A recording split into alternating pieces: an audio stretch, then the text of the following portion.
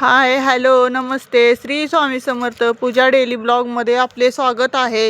हे संध्याकाळचं रुटीन आहे बघा। 4 वाजता कलिंगड चिरलेलं, मग सगळी गोळा होऊन बसलेली, मग सगळ्यांना कलिंगड ही खायला दिलं। आणि कधी पण तुम्ही म्हणत असाल दीदी कशी चिरती तुझी, मला कलिंगड चिरायचा लय कंटाळा येतो, म्हणून मी माझ्या दीदीला सांगत असते दीदी कलिंगड चिर। आणि दीदी सगळ्यांना असं छानपैकी कलिंगड पूर्ण त्याची साल वगैरे काढून देते, असं म्हणजे बरोबर खायसारखं करून देते।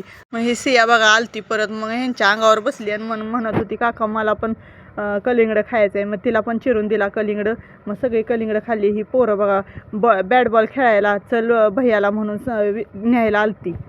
ही सगळी बघा न्यायला आलती त्याला। मग ही पोरं आमच्या जावाचीच पोरं आहे ती सगळी, ही छोटी छोटी सगळी। 4 वाजले की ह्यांचं चालू झालं, उन्हाळा चालू झाला आहे तेव्हापासून पवायचं, क्रिकेट खेळायचं, धिंगाणा करायचा, एवढं म्हणजे पहिल्यांदा त्यांना करायला येतं। मग त्या दिवशीपासून माझं लय काम होतं बघा मशिनीवरचं। पिकोफॉलला साड्या होत्या भरपूर अशा, हो का, सगळ्या घरात असा राडाच होता बघा। आणि तुम्हाला मी दाखवते, कारण का तुम्हाला वाटत असेल की काय नाही हिला काम काय नसतंय, पण काम काय असतंय हे बघा, आहे का जरा तरी असं हे आहे का। आणि किती वाजलेले बघा, 11:30 वाजलेले रात्रीचे। ही दुसऱ्या दिवशीच आहे। दीदी आमची कपडे ही वाळवत होती, कारण का ती म्हणत होती मम्मी तुला लय काम आहे, मी थोडंफार करू लागते, म्हणून तिनं मला कपडे ही वाळू घातले।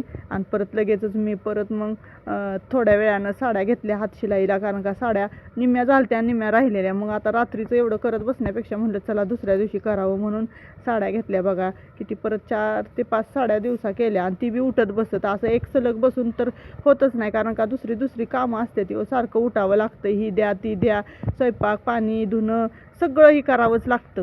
आणि बघा मग दोऱ्याचा पण बॉक्स माझा इसकटलेला असा पोरी सगळा नीट करत होते। मग 4 वाजता परत पाणी आलं नव्हतं, 2-3 दिवस झालं आम्हाला। मग पाणी आल्यानंतर ही कांदे छोटे छोटे लावलेले आम्ही, आणि मग ते म्हणलं चला काढून घ्यावं। काढून घेताना बघा अशा मुंग्या होत्या का नाही, इतक्या मुंग्या होत्या काय विचारायला नको। आणि सगळं वारुळच झालतं मुंग्यांचं हे काय, पण आम्ही काय त्याला हलवलं नाही। मग म्हणलं थोडंफार त्यांना आपला रस्ता करावा, म्हणून पाणी वगैरे द्यायसाठी झाडाच्या बुडाला थोडासा तेवढा रस्ता केला, एका साईडनं पाणी जाण्यासाठी।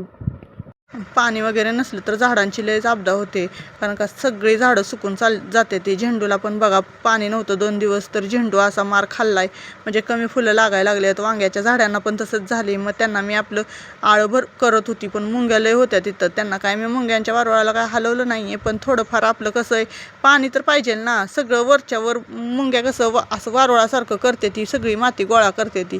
मग मी थोडंफार असं रस्ता केला पाणी जायला, आणि ती हे पाणी जाऊन दिलं झाडांना। मग दुसऱ्या दिवशी परत पाणी आलं दुपारी, मग पाणी हो का डाळ आम्हाला म्हणजे डाळ अशी वाळवून घ्यावी म्हणलं, आता परत 2 दिवसांना अक्षय तृतीया आहे, म्हणून डाळ वाळायला ठेवली आणि पाणी देत बसलेली झाडांना। मग दारात बी जरा मारावं म्हणलं, कारण का लय धग सुटलेली आहे, थोडंफार दारात पाणी मारलं तर गारवा तरी होईल। आणि हे बघा झाडांना सगळ्या पाणी दिली तर झाडं कशी टवटवीत झाले ती, असं एकदम पाणी दिल्यावर झाडं बघा कशी टवटवीत होते ती एकदम, म्हणजे पाणी नव्हतं इतक्या दिवसानं म्हणून झाडं तशी सुकल्यासारखी झाली। चला भेटूया उद्याच्या ब्लॉगमध्ये।